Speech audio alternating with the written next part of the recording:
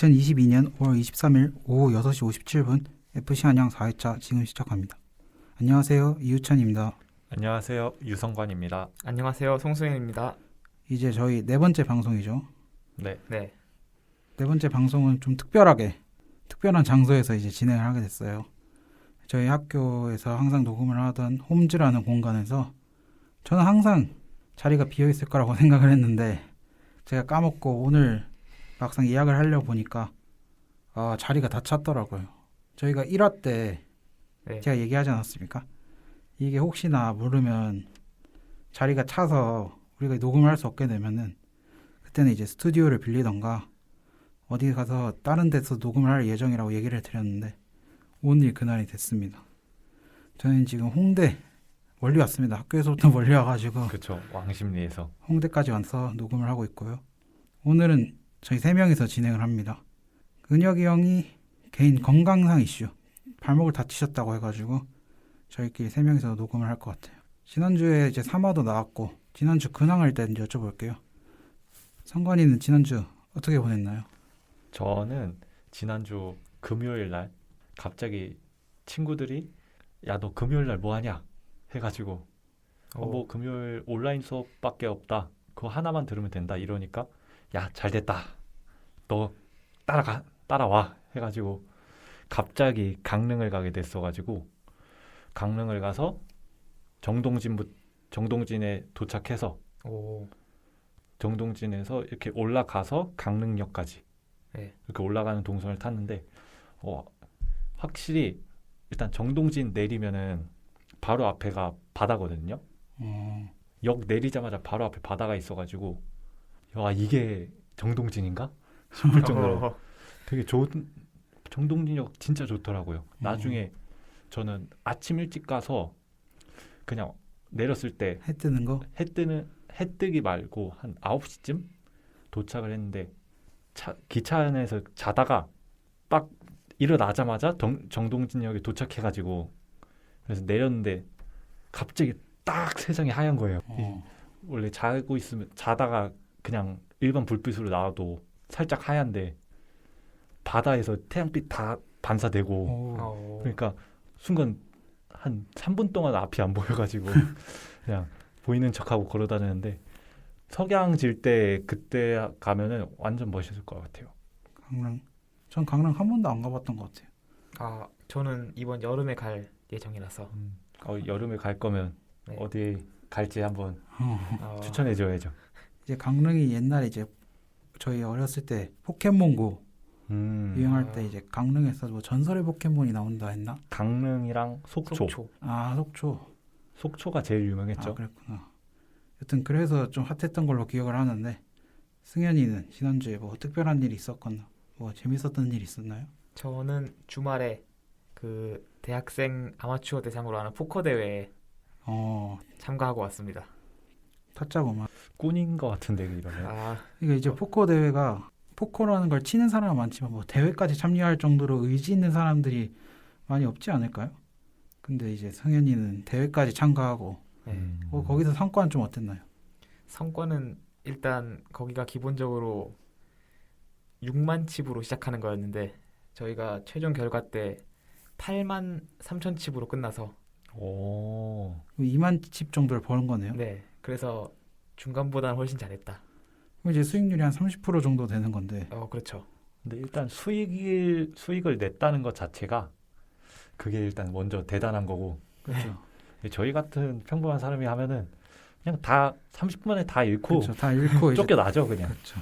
거기 또 이제 같은 저는 아니고 거기는 동호회 사람들이 굉장히 많은 것 같더라고요. 포커 동호회. 네. 거의 다 아는 사람들 중에 저만 겉도는 느낌. 혼자 외부인으로. 네. 다들 재밌게 보냈네요.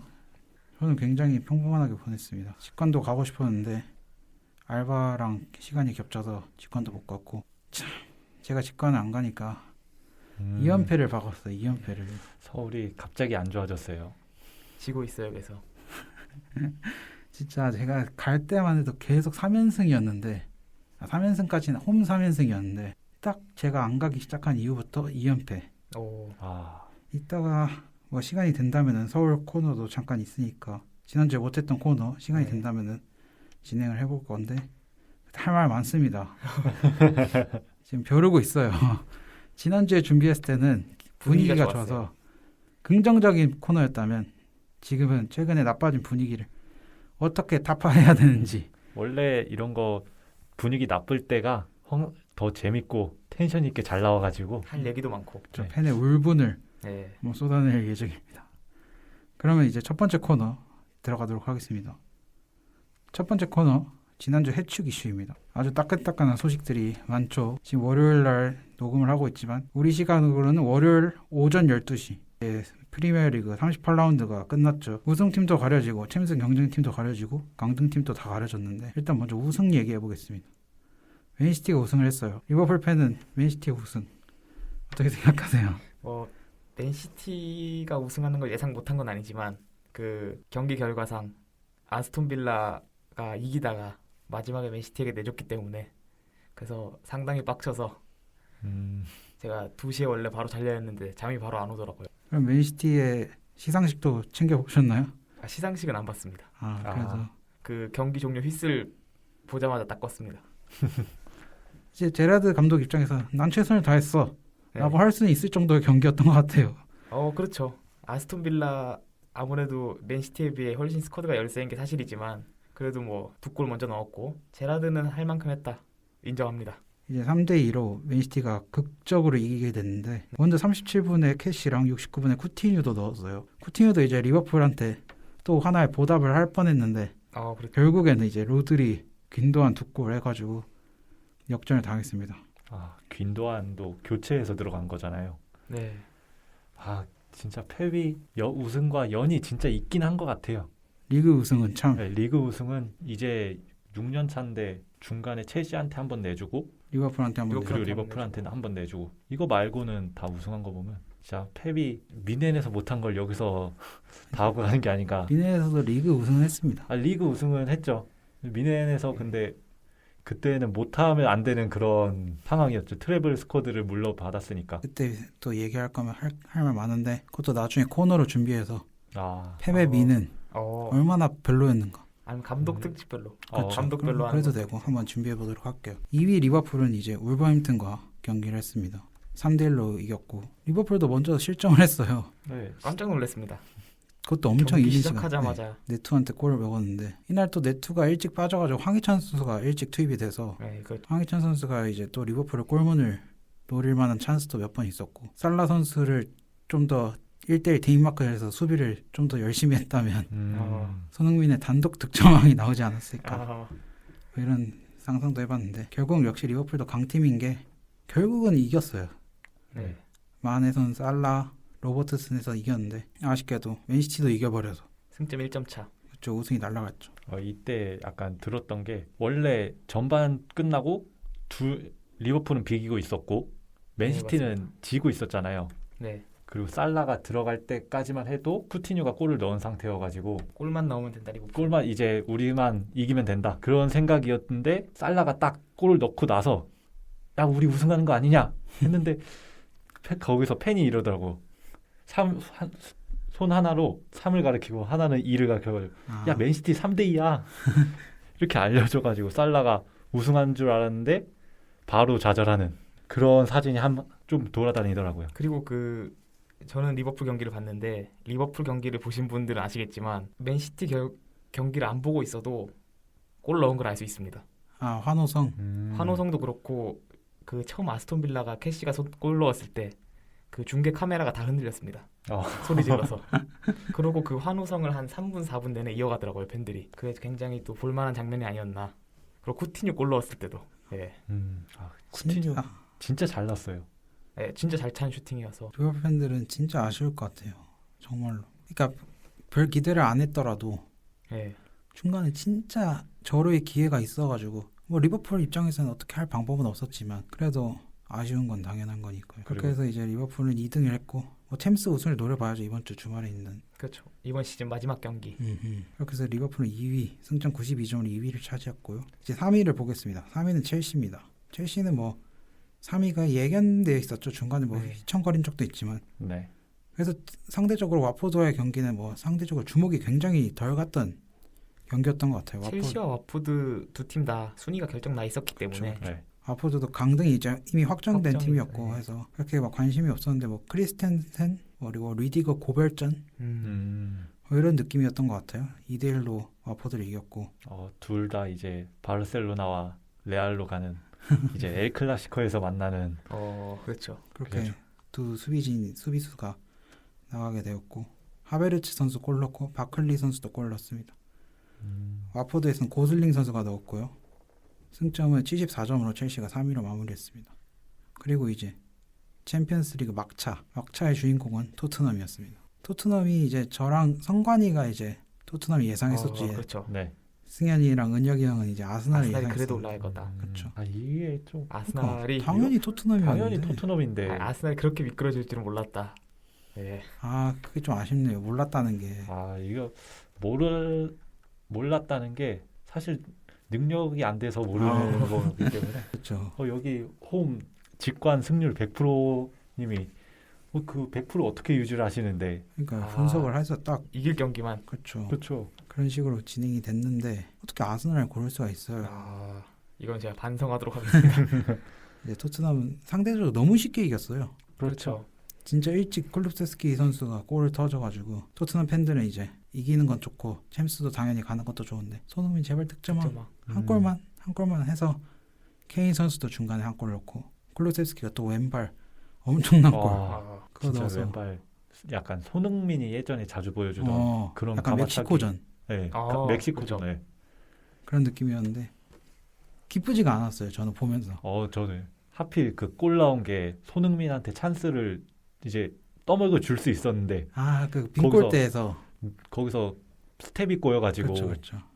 그래서 못 줘서 못 넣은 거 때문에 얘가 이러고 끝나면 얘 괜찮나 싶었는데 바로 골 넣고 그리고 좀 한두 번 정도 기회 더 있다가 갑자기 다시 보기 보여주고 있는데 맞아요. 슛이 딱 들어가고 골 넣었는데 누가 뛰어가나 누가 넣었나 이거 누가 뛰어가는가 한번 보니까 손흥민이었죠. 이게 손흥민 선수가 케인의 크로스 바로 앞에서 크룰이 막아낸 거 하나랑 1대1 찬스 기가 막힌 거 하나 크룰이 또 막아서 네. 그 리플레이가 나오는 와중에 진짜 골이 들어가서 보니까 손흥민이었어. 처음에 그 과정을 못 봤어요. 처음에는 네. 어떻게 거기까지 갔는지. 그러니까 알고 보니까 모우라의 환상적인 패스. 모우라 한 3년치 까방권이죠 이건. 이제 모우라 선수가 클룹세스키랑 교체가 됐잖아요. 네.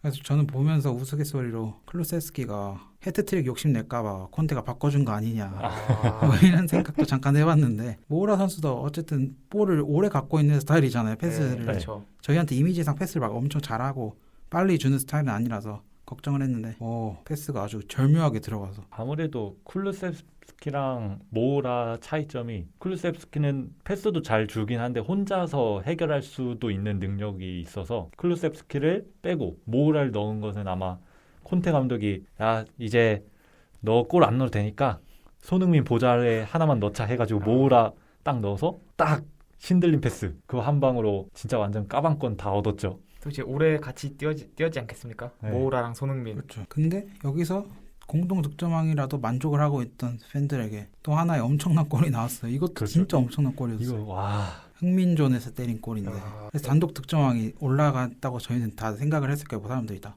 네. 이제 살라를 한 골 앞서가지고 단독 득점왕 이게 더 대박이다 이랬는데 결국엔 또 살라가 9분 뒤에 또 귀신같이 골 하나 넣었습니다. 네. 뭐 그래도 득점왕은 득점왕이니까요. 그렇죠. 그래서 너무 쉽게 이겨서 아스날 입장에서는 네, 승점 2점 차이로 승점 2점 차이로 5위 자리로 5위로 마무리를 했죠. 5위가 됐는데 네, 그 전에서 놓친 승점이 너무 안타까울 것 같아요. 네. 그렇죠. 너무 어이없게. 수월했어. 토트넘한테 마지막 상대가. 진짜 이게 보면은 3, 4, 5등이 이게 너무 차이가 안 나요. 3등이랑 5등이 5점 차이 나는데 그냥 더비전 그렇죠. 서로 만났을 때 한 번이라도 더 이겼으면은 바로 뒤집어질 점수인데 그렇잖아요. 아스널이 첼시를 한 번 더 잡았더라면 그렇죠.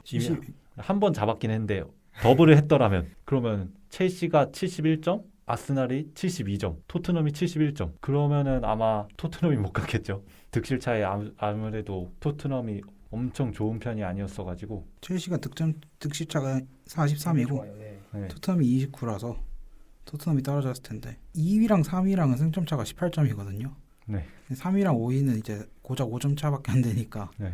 정말 치열했는데 아스날은 뉴캐슬한테 너무 뼈아프게 져가지고 아, 네. 물론 마지막 경기 에버튼과는 5대1 승리를 거뒀지만 네. 참 5골 넣었어요. 그래서 사람들이 우스갯소리로 승점차가 토트넘이 아스날이랑 열 몇 골 차이가 났으니까 득골 득실 차이가 그렇죠. 15골 차이 승점- 나가지고 야 이거 진짜 토트넘이 지고 아스널이 15대 0, 16대 0 해서 올라가는 거 아니냐 뭐 그런 농담도 그런 농담이 했었는데 있었죠. 떨어졌습니다. 네. 5위로. 그래서 4위 토트넘 승점 71점, 5위 아스날 승점 69점으로 마무리됐고요. 마지막 6위 마지막은 아니군요.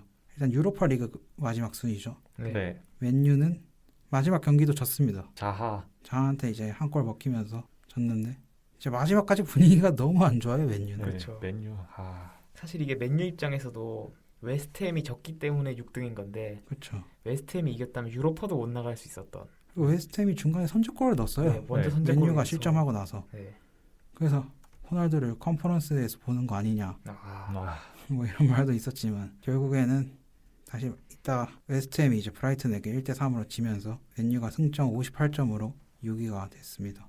되게 재밌었던 것 같아요. 마지막까지 이렇게 치열했던 건 전 진짜 네, 처음 완전 보는 것 같아요. 이게 우승 경쟁도 그렇고 챔스 경쟁도 그렇고 이번에 가장 최근에 생긴 유로파랑 유로파 컨퍼런스 리그 여기 라인도 되게 한 라인 안에서 노는 게 아니라 챔스랑 유로파, 우승이랑 준우승 이렇게 노니까 더 재밌었던 것 같아요. 나올 수 있는 모든 순위 경쟁이 나온 최종 라운드인 것 같아서 굉장히 재밌었습니다. 이게 챔스랑 유로파 차이도 큰데 유로파랑 컨퍼런스 차이도 엄청 크잖아요. 네. 그렇죠. 나오는 팀들의 몇몇만 봐도. 컨퍼런스 우승하면 유로파 출전권을 주니까 네. 네.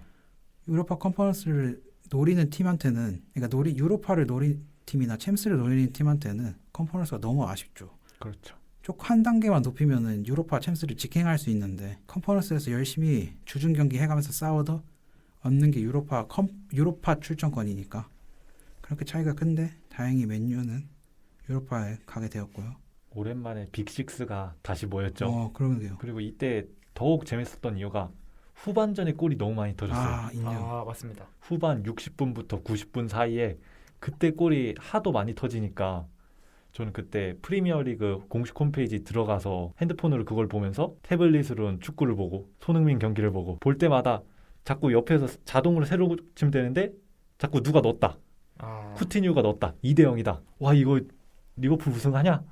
싶었는데 다음 갱신되니까 갑자기 2대 2가 돼 있더라고요. 싶었다가 나중에 결국에 균도간이 한 골 더 넣어가지고 끝까지 완전 재밌던 그런 극장 경기도 나왔으니까 완전 재밌던 경기 38라운드 마무리가 되지 않았나 그렇게 생각합니다. 그래서 이제 시즌 결산 같은 느낌은 아니지만 어쨌든 좀 기록 수상자들을 보면은 득점왕은 이제 살라와 손흥민 공동 수상을 했고요. 도움왕은 살라 13개의 도움으로 살라가 골은 23골 도움은 13개. 와.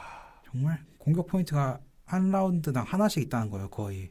그리고 그렇죠. 이제 네이션스도 갔다 왔기 때문에 그렇네. 경기당 경기수가- 공격 포인트가 1이 넘어갑니다. 1이 넘어가는구나. 와 정말 괴물이에요 괴물. 근데 이런 살라를 월드컵에서 보지 못합니다. 이것도 그렇죠. 되게 아쉽죠. 살라랑 마네가 그 월드컵 최종 예선 플레이오프에서 만나가지고 네. 마네가 올라. 마네가 올라갔죠. 마네가 올라갔죠. 근데 손흥민도 좀 대단한 게 2달 전만 해도 살라는 20골이었고 손흥민은 13골이었어요. 그러다 보니까 그땐 분명 손흥민 특정한 거 절대 못한다.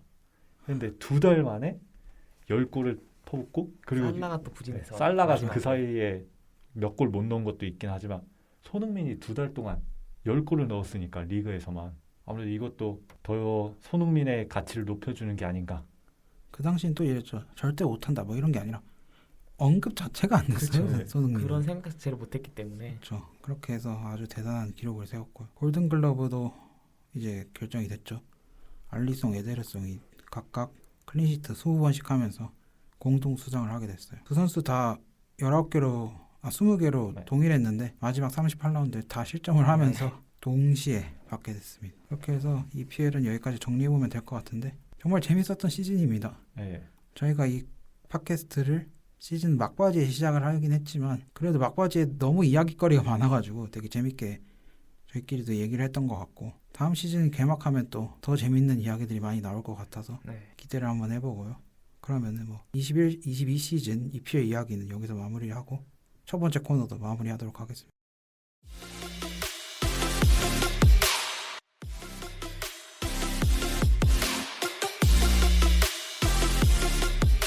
자, 그럼 두 번째 코너 시작하도록 하겠습니다. 두 번째 코너 나였으면 오늘도 성관이가 새로운 주제를 가지고 왔는데요. 성관이가 이제 진행해주면 될 것 같아요.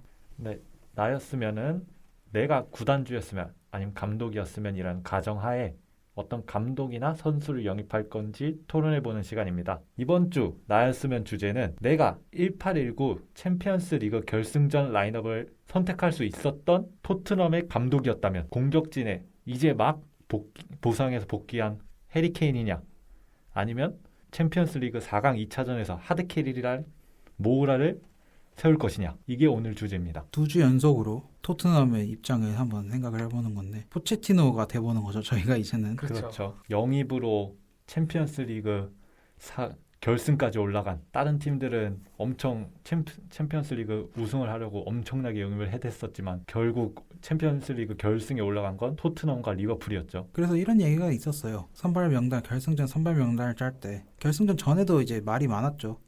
모우라가 나올 거냐 해리 케인이 나올 거냐. 근데 이제 손흥민은 맨시티 전부터 그렇고 너무 보여준 게 많아서 뺄 수는 없었고 그 당시에 이제 다른 선수들 다른 자리를 또 다른 선수를 빼고 모우라를 넣기도 애매했고 그러면 이제 케인 아니면 모우라냐 선택을 했어야 되는데 포체티노는 결국 케인을 선택을 했죠. 네. 그렇죠.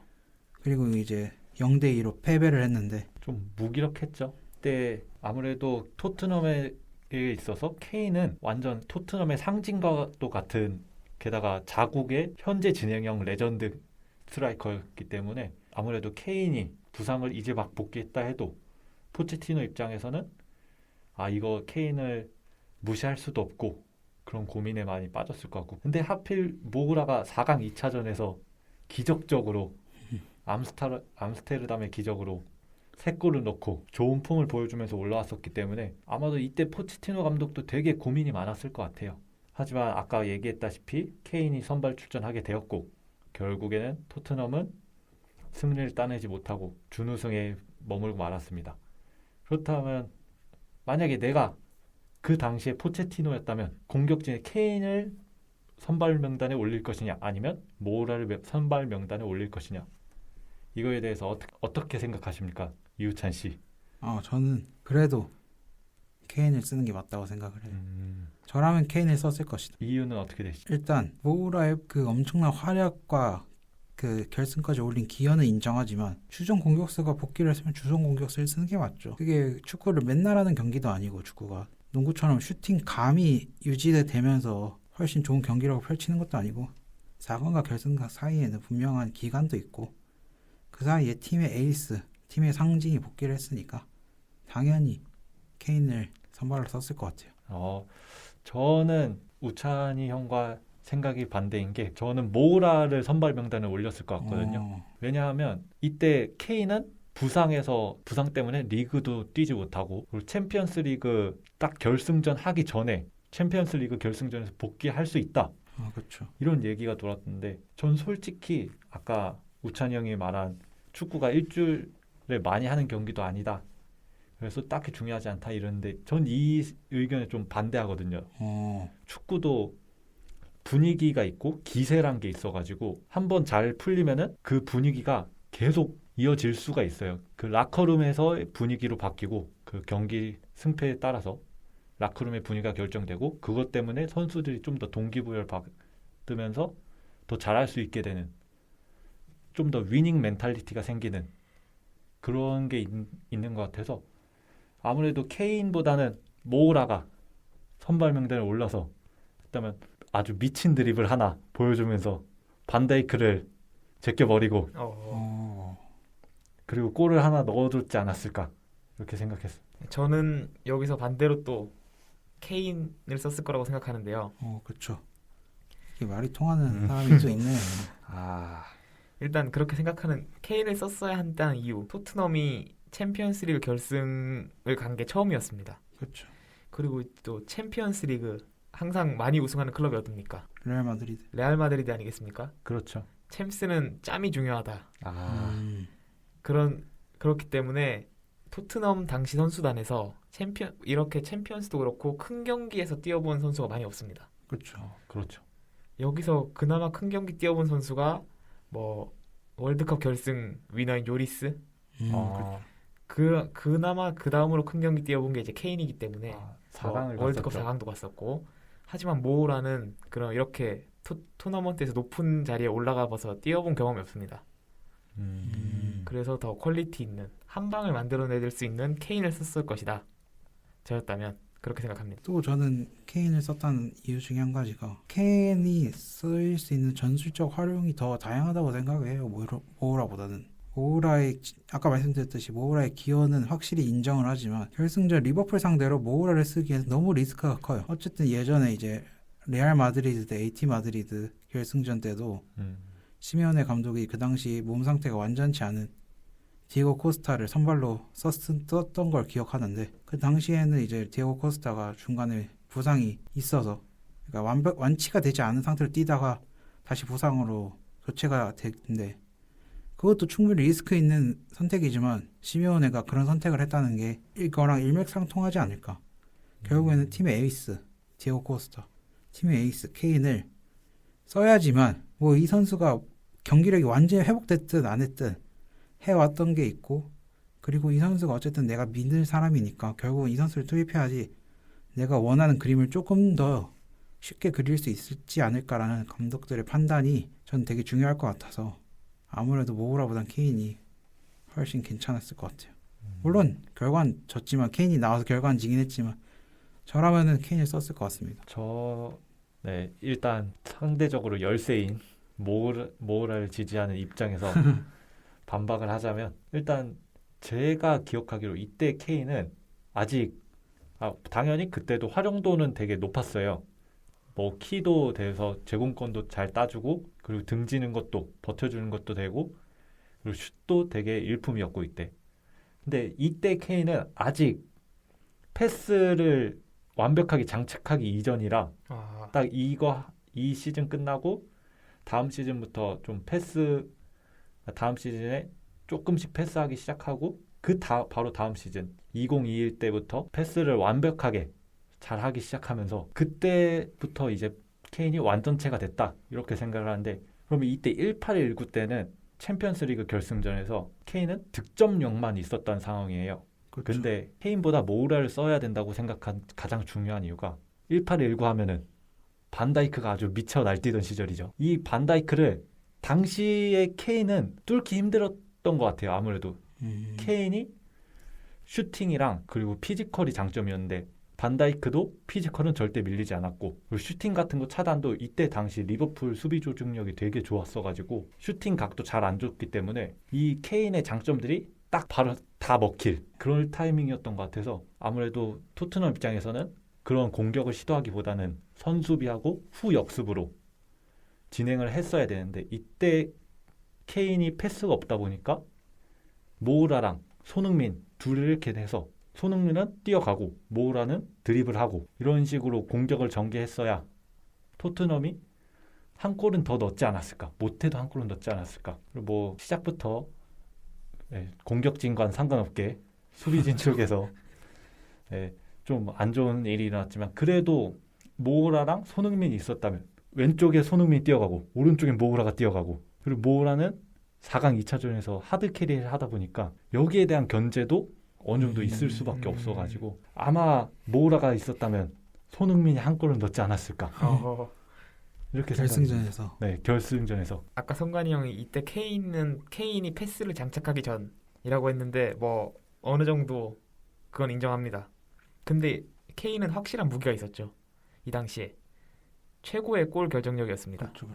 이때 17, 18인가 18-19 때 30골 넣고 리그에서 네. 그랬던 걸로 기억을 합니다. 그래서 케인은 몇 번 오지 않는 찬스도 꼭 살릴 공격수다 이렇게 생각하고, 하지만 모우라 뭐 이때 장착했던 거는 그 볼 끌면서 하는 브라질리언 드리블밖에 없었습니다. 아, 그렇죠.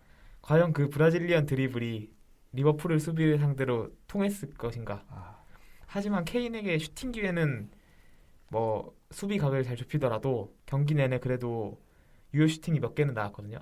그래서 케인이 골을 넣는 게 그나마 확률 높은 선택이다. 감독으로서.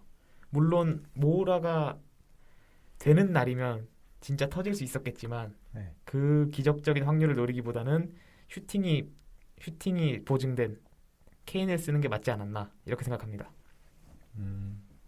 그렇죠. 아무래도 모우라가 이 당시에 브라질리언 드리블이 잘 되는 날에는 진짜 다 뚫고 그랬는데 그렇죠. 사실 이렇게 생각해 보면 모우라는 약간 럭키 라멜라가 아닌가. 라멜라도 럭키 볼 라멜라. 끄는 건 되게 잘하잖아요.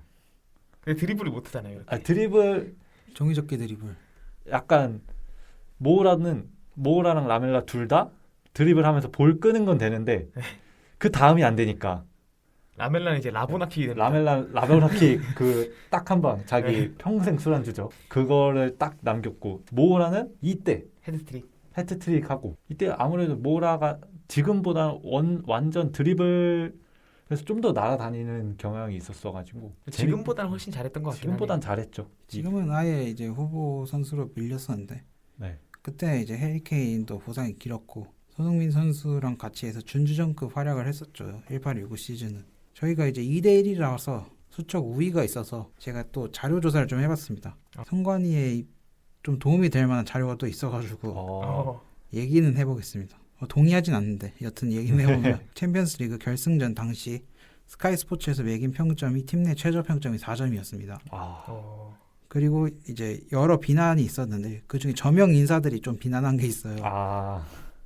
벵거가 이제 아스날 전 감독이었던 벵거가 케인은 준비가 안 된 것 같았다. 뭐 이런 말을 하긴 했는데 그래도 벵거 감독도 마찬가지였을 거라고 생각해요. 저는 아까 말씀드렸듯이 시메오네 감독도 그런 선택을 한 것처럼 그 믿을 만한 선수가 어쨌든 부상으로 몇 달 쉬고 이 경기에서 복귀를 한다 해도 그래도 운을 맡긴다면 상대적 열세였던 토트넘이 운을 좀 기대해 보면은 케인 쪽이 확실히 확률이 높지 않을까. 굉장히 좀 어떻게 보면 합리적이지 않은 결정일 수도 있어요. 왜냐면 모우라 선수가 일단 승리를 이끌었고 결승까지 견인을 했기 때문에 모우라를 당연히 써야 된다는 게 오히려 합리적일 수도 있는데 그래도 케인한테 뭔가 믿을 만한 한 방이 있고 포체티노는 케인과 호흡이 더 좋았고 케인을 더 잘 썼기 때문에 그런 면에서 케인을 썼을 거고 저도 같은 면목으로 케인을 사용했을 것 같아요. 그리고 여기서 또 제가 생각한 거는 이 주제가 내가 당시에 포체티노였다면입니다. 그렇죠. 포체티노도 사람 아니겠습니까? 그렇죠. 이제 욕먹기가 싫습니다. 그래서 지금 모우라를 안 썼다고 욕하는 사람이 없죠. 근데 만약에 그렇죠. 케인을 안 써서 졌다? 이거는 잉글랜드 국내에서 엄청난 지탄을 받았을 거다. 물론 그렇죠. 모우라를 안 써서 욕을 먹을 수 있어요. 이렇게 성관이처럼. 욕을 하는 사람이 아직도 있을 수는 있어요. 그렇죠. 성관이처럼 모우라를 썼으면 네. 나았을 수도 있다. 이렇게 얘기하는 사람은 충분히 있을 수 있는데 네. 승현이 말처럼 케인을 안 썼는데 졌다? 그거 진짜 말도 안 진짜 되는. 큰일 났었겠네요. 그러면. 이게 제 생각에는 한국 국가대표 감독도 비슷한 고민일 거라 생각합니다. 만약에 지금은 손흥민이 너무 잘하지만 대표팀에서 한참 폼이 안 좋을 때 아니면 중요하지 않은 경기라도 만약에 손흥민을 안 썼는데 졌다? 무조건 욕먹습니다. 어쨌든 근데 이때 아무래도 케인이 제가 아까 말했듯이 물론 포체티노도 욕먹기 싫어서 썼을 수 있지만 그래도 그러면 안 지면 되는 거 아닙니까? 모우라를 써서 초반에 이겼습니다. 1대0으로 먹혔어도 한 골 넣고 따라 붙어가지고 연장전을 가기만 했더라면 연장전 가도 욕은 먹었겠죠. 이기는 거 말고는 욕을 안 먹겠죠. 안 먹을 수가. 근데 이때 케인은 아무래도 반다이크한테 이 당시에 딱 싸먹히는 완전 반다이크가 상위 호환 느낌이었어가지고 그렇죠. 리그에서도 그런 모습을 많이 보여줬었고 그렇죠. 특히 반다이크가 이 시즌에 정말 잘했기 때문에 발롱도 2위까지 했었던 네. 시즌이라 모우라가 이때 선발로 나와서 한 건 해줬어야 되는데 저는 모우라가 투입된 게 너무 늦었다. 늦었다. 이런 생각이 드는 거예요. 그리고 이때 케인 말고 케인이 계속 시즌 중반에 계속 부상도 있고 그렇죠. 또 장기 부상으로 빠졌을 때 요렌테가 가끔 해줬단 말이에요. 아, 그렇죠. 요렌테가 팀을 살렸던 득점도. 네, 아마 그때 이 케인한테 필요했던 거를 요렌테가 피지컬로 앞에서 장악해주고 골은 손흥민이 넣어줌으로써 이렇게 보완할 수도 있었다라는 생각이 드네요. 그러면 졌을 때 요렌테 모우라까지 투입을 시켰다면 졌을 때 더 엄청난 욕을 먹지 않았을까. 영국에서 못 살. 그렇죠. 어, 바로 잘리지 그렇죠. 않았을까. 뭐 이런 생각도 드는데 참 애매해요. 네, 근데 실제로 이거 시즌 끝나고 금방 잘렸죠. 바로 그렇죠. 다음 시즌 말아먹어가지고. 근데 이제 그거는 이제 이거랑 네, 연관이 별개 없었죠. 얘기- 너무 못했어요. 그 다음에는. 네, 네. 여튼 그래서 정말 애매했을 것 같아요. 저는. 쉽지 않은 선택이긴 합니다. 모우라가 4강이 워낙 잘해서. 그렇죠. 4강에 잘했던 것도 있고 이성으로 보면은 고민이 약간 더 모우라 쪽으로 가는데 근데 케인이라는 단어 때문에 그렇죠. 케인이기 때문에 이성보단 감성 쪽으로 좀 가는 게 있는 것 같아요. 지금까지 저희가 2018, 2019 챔피언스리그 결승전 라인업에서 토트넘이 선발 라인 공격진으로 케인을 썼어야 되냐, 모우라를 썼어야 되냐에 대해서 토론을 나눠봤는데요. 여러분들은 어떻게 생각하시는지 한번 깊게 생각해 보시고 네, 저희처럼 한번 자세하게 따져 보시기도 하시고 주변에 같이 듣는 친구 있으면 같이 얘기하시면서 시간을 보내는 것도 좋은 것 같습니다. 네, 그러면 두 번째 코너 나였으면 오늘은 여기까지입니다. 감사합니다. 네, 그러면 성건이 코너까지 마무리가 됐고요. 이제 세 번째 코너입니다. 승현이의 만약의 코너. 이제 승현이가 진행해 주시죠. 네, 제가 준비한 코너입니다. 만약에 축구에 만약에는 없지만 만약 이랬으면 어땠을까를 두고 얘기하는 코너인데요. 이번 주 제가 선정해온 주제는 아자르가 레알 마드리드로 이적하지 않았다면입니다. 첼시 역사상 최고의 윙어를 넘어서 EPL 최고의 윙어로 평가받고 있었던 에덴 아자르. 2018-19 시즌이 끝난 후 엄청난 기대를 받으며 약 1,300억의 이적료로 레알 마드리드로 이적했습니다. 그러나 현재는 레알 마드리드를 넘어 축구 역사상 최악의 영입이라는 평가를 받고 있는데 만약 아자르가 첼시에 남았다면 레알 마드리드로 이적하지 않았다면 과연 어떻게 되었을까요? 저는 일단 레알 마드리드 팬 입장으로서 네. 이거에 대해 아주 할 말이 많습니다. 일단 아자르를 영입한 돈이 저희 1718 끝나고 1718 시즌이 끝나고 호날두가 유벤투스 가면서 네. 받아온 돈을 거의 아자르 영입에 투자를 했었기 때문에 무조건 성공했어야 될 그런 영입이었는데 이게 망하게 되면서 네. 레알은 16강에서 계속 2연속으로 떨어지는 그런 참사를 맛봤죠. 호날두 팔고 데리고 온 거네요. 네, 아자르. 호날두랑 바꾼 거죠 어떻게 네. 보면. 근데 그때 온 아자르는 이렇게 망하고 네. 호날두는 그래도 뭐 논란은 있었지만 뭐 얘기는 많았지만 그래도 득점왕도 하고 유벤투스 가서 그리고 가장 아직도 기억 남는 게 아틀레티코 마드리드랑 1차전에서 2대0으로 졌는데 호날두가 2차전에서 해트트릭 해가지고 올라간 거. 그걸 보면은 만약에 아자르가 레알 마드리드에 온다는 얘기가 없었다면 레알도 좀 더 호날두를 잡으려 하지 않았을까 이런 생각이 갑자기 드네요. 호날두가 조금 더 레알 마드리드에 머물고 조금 더 뛰었을 것이다. 조금 더 뛰다 보면 그래도 일단 18-19 시즌에 우승은 못했을 것 같아요. 워낙 그때 크카모나 공격진들이 전체적으로 부진했던 시즌이라 그래서 아마 이때 우승은 못했어도 한 8강, 4강 정도까지는 갔을 것이다 라는 생각이 듭니다. 이제 아자르 선수가 18-19 시즌이 끝나고 이적을 했잖아요. 18-19 시즌에도 정말 잘했습니다. 네, 그렇죠. 일단 월드컵도 잘했고 그렇죠. 리그에서도 잘했고 정말 완벽했는데 딱 레알 마드리드 가서 무너진 거잖아요. 맞아. 하필 그 오기 직전에 유로파 리그 결승전도 되게 잘하고 왔어요. 멀티골을 넣었습니다. 네. 저는 아자르가 레알 안 갔다면은 첼시에서 진짜 엄청 잘했을 것 같아요. 지금까지 잘할 것이다. 저는 그래서 계속 첼시에 남아 있었을 것 같아요. 걔 아, 재계약을 한번 해서 왠지 다른 팀으로 가는 아자르는 상상이 잘 안 되거든요.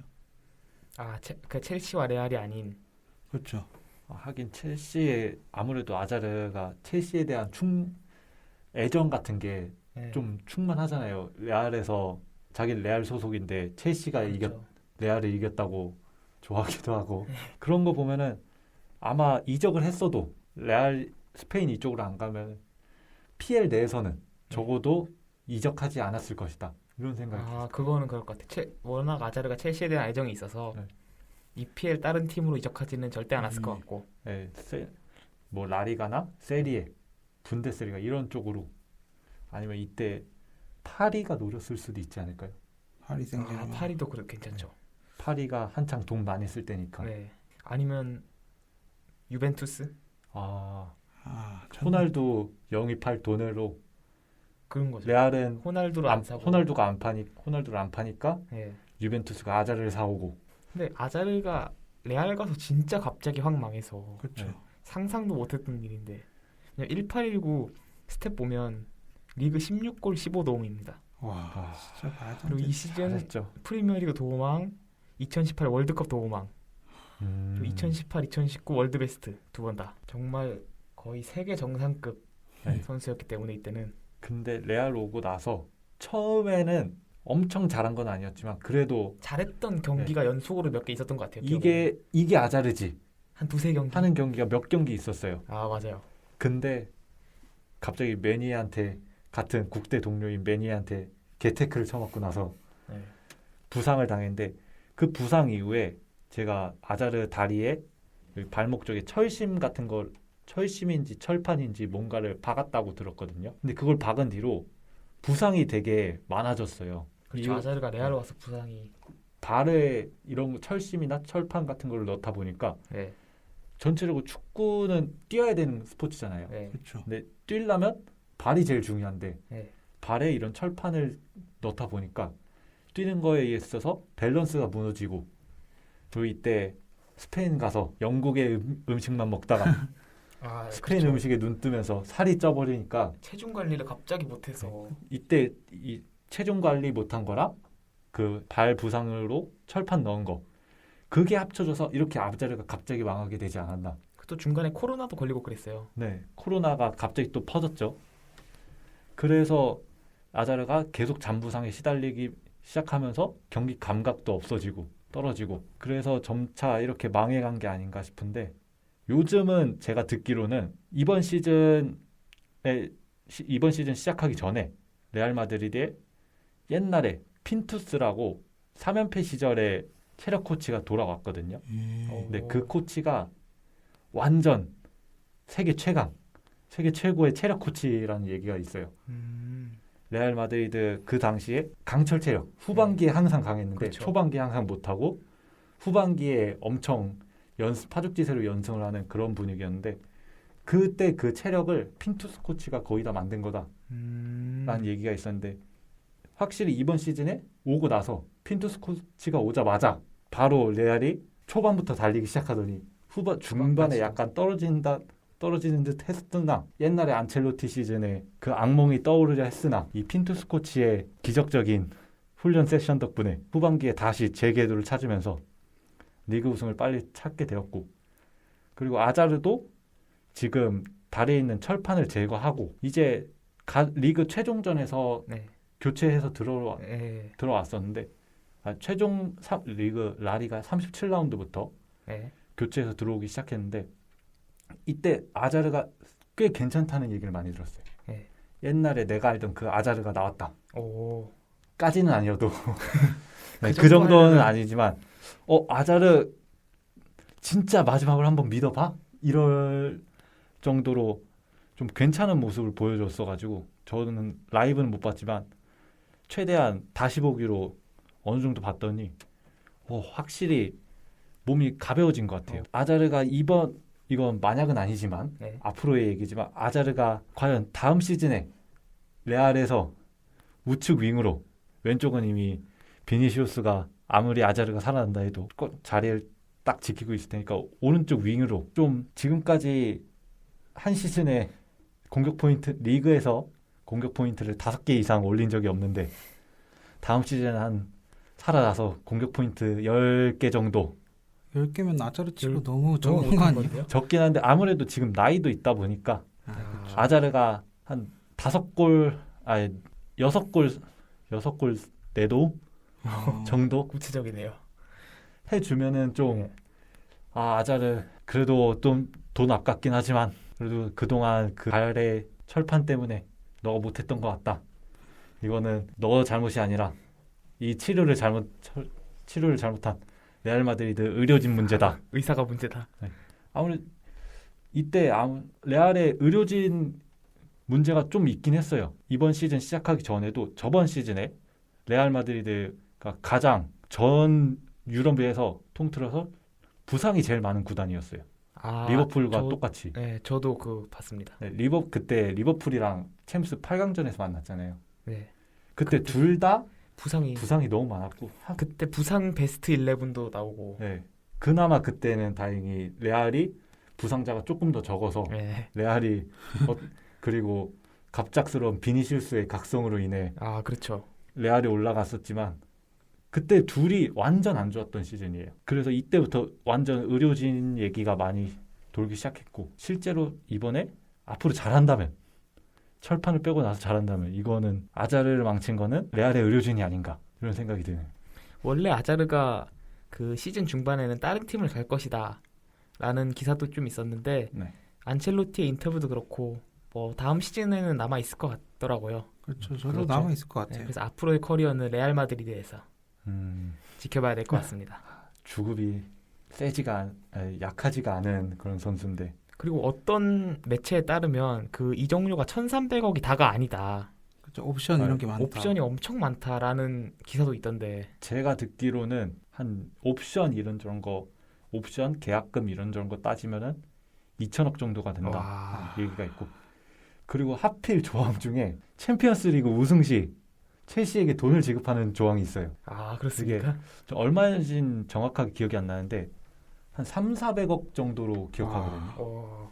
그러면 이번에 챔스 우승하면 그게 발동이 돼요. 이번에 레알 마드리드의 챔스 우승을 바라는 팀이 첼시가 있죠, 이제. 근데 정작 아자르는 이번 시즌 챔스에서 딱 3경기에 나와가지고 한 경기 네. 선발 2경기 교체 나와서 무득점 무도움이었는데 네.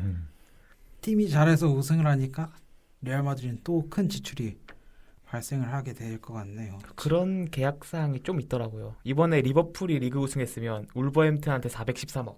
좋다. 좋다. 네, 좋다 옵션으로. 그런 옵션들이 꽤 존재하는 것 같네요. 또 어떻게 마지막 경기가 또 울버햄튼전이어서. 근데 확실히 이 챔피언스리그 결승까지만 가도 그 400억 정도를 줄 만한 그런 수익이 나는 것 같아요.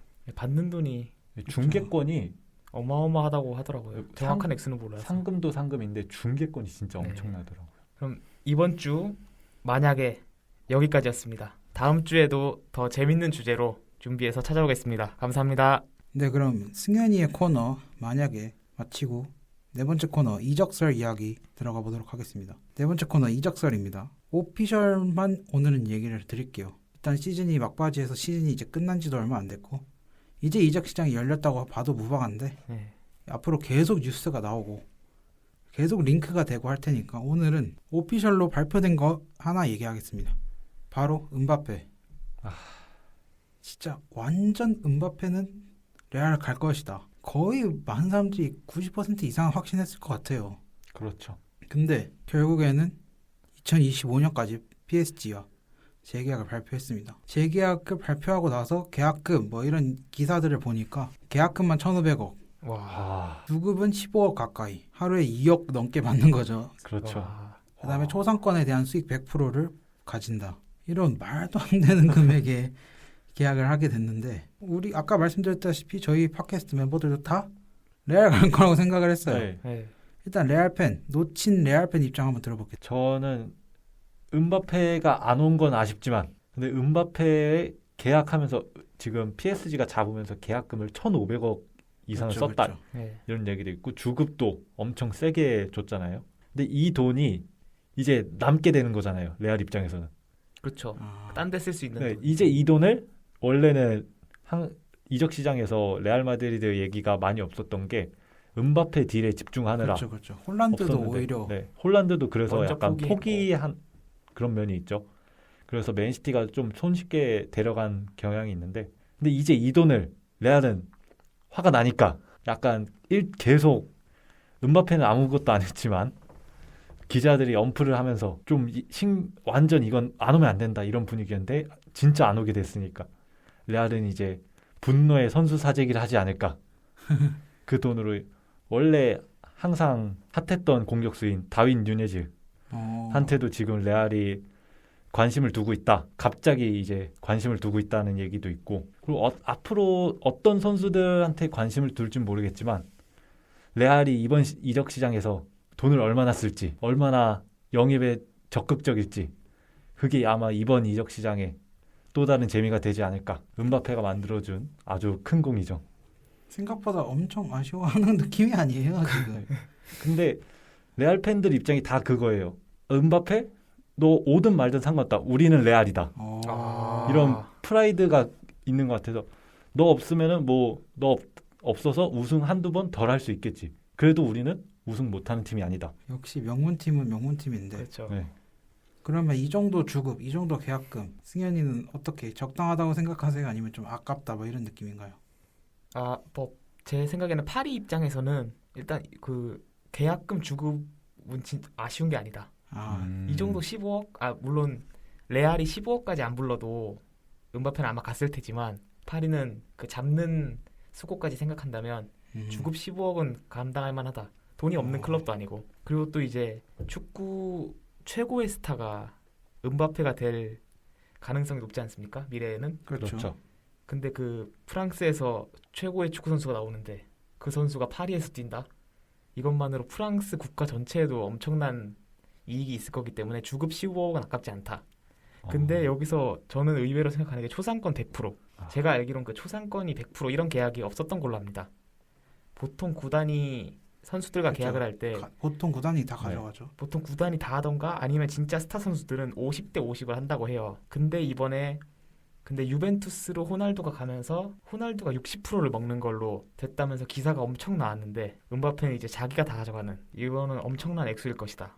음바페다 보니까 초상권도 음바페로 인해서 얻어지는 초상권 수익도 엄청 날 거란 말이에요. 어마어마할 그렇죠. 거란 말이에요. 근데 그거를 다 포기하고 음바페한테 주겠다. 그렇죠. 이게 아무래도 파리가 이만큼 음바페를 잡으려 하는 그런 게 느껴지지 않았나. 그리고 아까 승현이가 이제 프랑스 국가에도 엄청난 큰 이익이다 이렇게 얘기를 해서 추가로 더 얘기를 해보자면 음바페 계약에 이제 여러 루머들이 있습니다. 첫 번째 루머. 어쨌든 카타르 투자청이 이제 PSG를 후원하고 PSG를 네. 보유하고 있죠. 그렇죠. 네. 그러니까 프랑스 정부와 카타르 정부의 외압이 있었던 게 아니냐. 또 이번에 월드컵도 있고. 그렇죠. 네.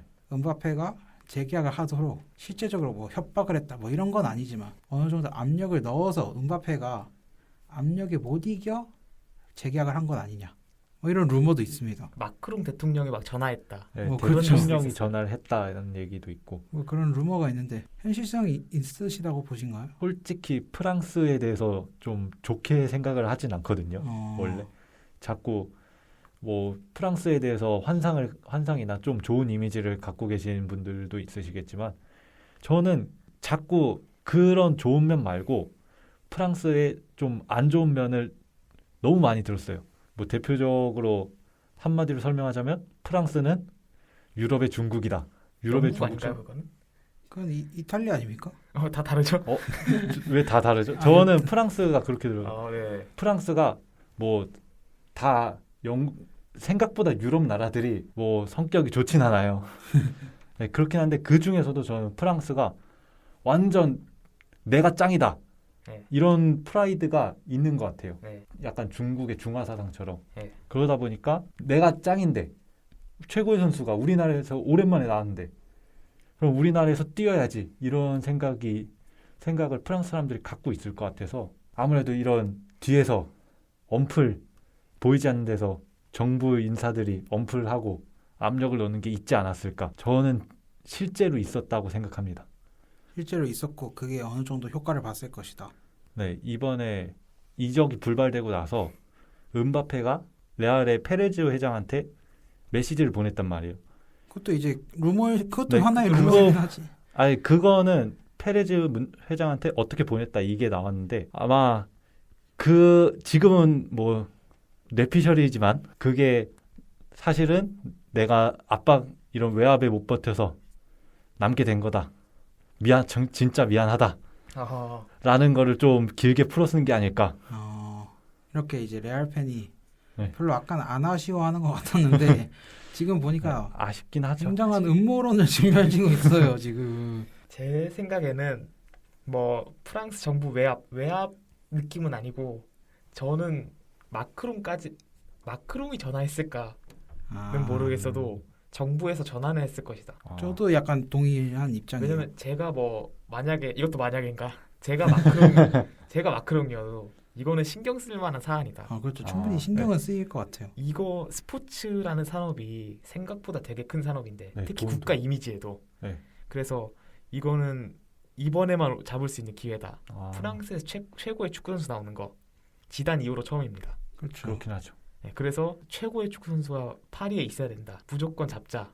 뭐그 정도는 하지 않았을까. 근데 뭐 정치적으로 외압을 넣거나 그랬을 가능성은 저는 높지는 않다 생각하고 이게 옛날에 제가 알기로 비슷한 일이 예전에 펠레한테 브라질은 실제로 외압을 넣었다고 해요. 외국에 못 나가게. 외국에 못 나가게. 그래서 완전 말년에 미국 나간 거 말고는 계속 브라질에 있었고 뭐 시대가 시대인 만큼 그 정도는 아니겠지만 뭐 정부에서 뭔가 활동을 했을 것 같다. 저도 완전 똑같은 게 네. 저도 실제로 전화를 해서 밥해야 가지 마 알잖아. 네. 너 프랑스 사람이고 너 말렌에 어디서 살 거야? 프랑스 살 거 아니야. 잘 보여야지. 네. 뭐 이런 식으로는 안 했을 것 같아요. 음. 근데 약간 이런 식 어떤 느낌이냐면 밥해 잘 지내? 레알 가? 생각 한번 다시 해봐. 아니요 생각 그런 말도 안 해. 레알 가? 그러니까 음바페는 고민 중입니다. 이렇게 얘기하면 레알 가? 뭐 이런 식으로 한두 번 되묻고 일단 알겠어 이런 식으로 끊은 다음에 며칠 뒤에 또 전화해서 여기서도 기사 났더라 밥해야 진짜 레알 가는 거 맞아? 이런 식으로 계속 그게 약간 외압 아닌가요?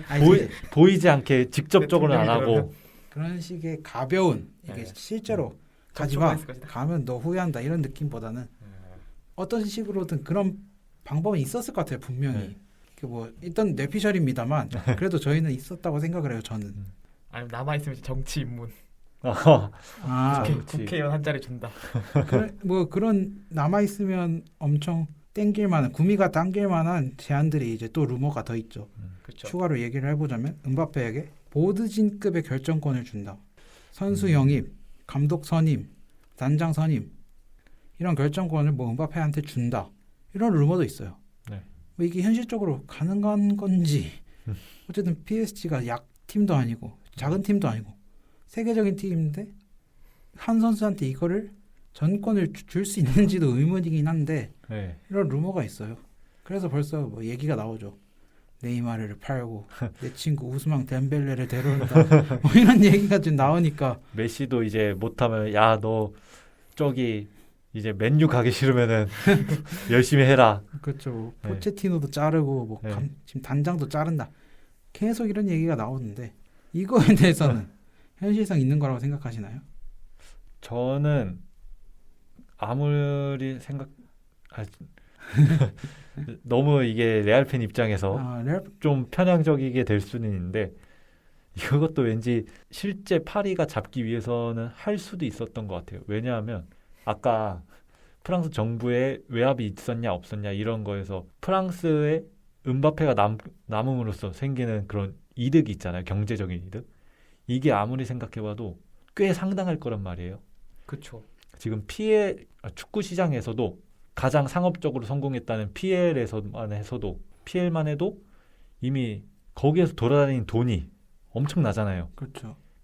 PL 안에서만 움직이는 돈도 엄청난데 외부의 선수들까지 그게 뻗쳐서 다 데려오니까 축구가 재밌어지고 그리고 지금 경쟁력도 생기다 보니까 또 그만큼 관중도 많이 들어오면서 수익도 많아지고 그러면서 영국 내에 흘러다니는 돈이 더 많아지고 이렇게 되면서 경제적으로 효과가 좀 많이 보는 것 같은데 프랑스도 이걸 지금 노리고 있는 것 같아요. 음바페를 데리고 있음으로써 음바페를 보기 위해서 자국 사람들이 좀 더 축구를 많이 보고 그렇게 돈이 활성화되면 프랑스 정부 입장에서도 뭐 세금은 거둘 테니까 그럼 국내 경제가 좋아지면은 그만큼 프랑스 정부가 보답하는 형식으로 파리 생제르맹한테 좀 더 혜택을 준다든지 그런 식으로 해서 파리 생제르맹이 이 음바페한테 정권을 줘도 흔들리지 않을 만큼 봐줄 수도 있다라는 새로운 음모론을 하나 제시해 봅니다. 제 생각에는 그 보드진급의 결정권 부여 저는 8이라서 그나마 현실성 있다 봅니다. 8이라서 현실성 있다. 아니 8이는 무조건 잡아야 된다.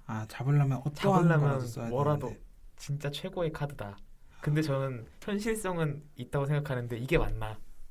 그렇긴 하죠. 옳은 방향은 아니다. 네. 가능성은 있지만. 8이 입장 왜냐면 팀보다 위대한 선수가 되는 건데 그야말로 그렇죠. 네. 선수 영입, 감독 선임권, 단장. 그럼 이제 선수 한 명이 거의 구단주급으로 권한을 행사하는 거기 때문에 만약에 뭐 경기하다가 자기한테 패스 안 줬다고 딴 데 가라 할 수도 있고 좀 극단적인 거지만 이게 선수 한 명이 쥐락펴락하는 게 맞나? 전성기 메시도 이 정도 권한은 안 줬는데 뭐 이런 루머들이 있습니다. 아무래도 초대형 계약이었기 때문에 그렇죠. 그리고 모두의 예상을 어떻게 보면 뒤집었던 결정이어서 더 이제 사람들 이제 레알 팬 입장에서는 이거 뭔가 있어. 네. 바페가 레알 오고 싶어 했는데 이렇게 쉽게 우리 팀을 버리지 포기할 수 않았을 없어. 거야. 실제로 라리가에서도 공식적으로 성명서를 그렇죠. 냈어요. 이게 음바페 재계약하는 데 있어서 외압이 들어온 게 아니냐. 뭐 FFP 룰을 어겼다는. FFP 룰을 어겼다. 아니면은 축구에 정치가 개입됐다. 이거를 유에파에서 되게 싫어하거든요. 그렇죠. 유에파랑 피파가. 그렇죠. 물론 거기도 좀 썩어가지고 정치가 개입이 많이 되긴 했는데 그래도 일단 라리가가 제출을 해놨는데 이런 걸 보면은 실제 있었지 않을까라는 생각이 아예 없었으면은 라리가가 괜히 이렇게 공식적으로 성명서를 냈을까 하는 생각이 들어서 뭐 자세한 거는 저희는 아무것도 모르니까 그렇죠. 뭐 그렇죠. 자세한 네. 거는 알 길이 없는데 선수 하나 때문에 이게 참 그래서 선수 하나가 네. 그냥 만약에 이 선수가 원래 레알 마드리드에 있던 선수였다면은 큰 문제가 아니었을 것 같아요. 재계약을 하든 뭐 다른 팀으로 가든. 네. 근데 이게 딱 PSG라는 게 이제 가장 큰 변수죠. 요즘 PSG가 아무리 좋은 스쿼드를 가지고 명문팀이 됐다 해도 좀 오일머니라는 그렇죠. 프레임이 있으니까. 프레임이 있어가지고 딱 엄청 좋게 보는 사람은 많지가 않은 것 같아요. 그렇죠. 그래서 여튼 음바페 선수는 재계약을 오피셜로 발표를 했고요. 이적설 이번 주는 여기까지 다루도록 하겠습니다. 뭐가 없었죠? 리그 최종전에 다들 집중하느라 그렇죠. 그리고 지금 나오는 이적설이 계속 계속 나올 바뀌어요. 것 같아서. 나올 것 같아요. 이제 시즌도 끝났고. 이 팀이랑 연결됐다가 그렇죠. 바뀌고 네. 다음 주에는 또 다른 루머들을 가지고 와서 저희끼리 한번 음모론도 만들어보고 네. 네. 뭐 이런 시간을 가져보도록 하겠습니다. 마지막 코너 들어가고 싶지만 시간 관계상 이번 주도 생략을 할게요. 네. 일단 이 코너를 제가 지난주에 준비를 했는데 실은 지난주에는 기분이 좋아서 막 대본을 쓸 때도 신났어요. 팀이 잘 나가니까 서울이 이런 걸 자랑하고 싶다. 안익수 감독님의 전술도 자랑하고 익스볼 우리 팀의 에이스, 우리 팀이 지금 기대할 만한 유망주 다 얘기하고 싶다 했는데 지금 리그 2연패 중이라서 분위기도 안 좋고 시간 관계상 이번 주도 생략을 하겠습니다. 다음 주에는 진짜 그렇죠. EPL도 끝나고 해외 축구가 딱 끝났기 때문에 챔스 이야기 다루고 바로 K리그 저의 코너 3주째 미뤄졌죠. 네. 바로 시작하도록 하겠습니다. 저희가 이제 대략 한 7, 80분 정도 녹음을 했어요.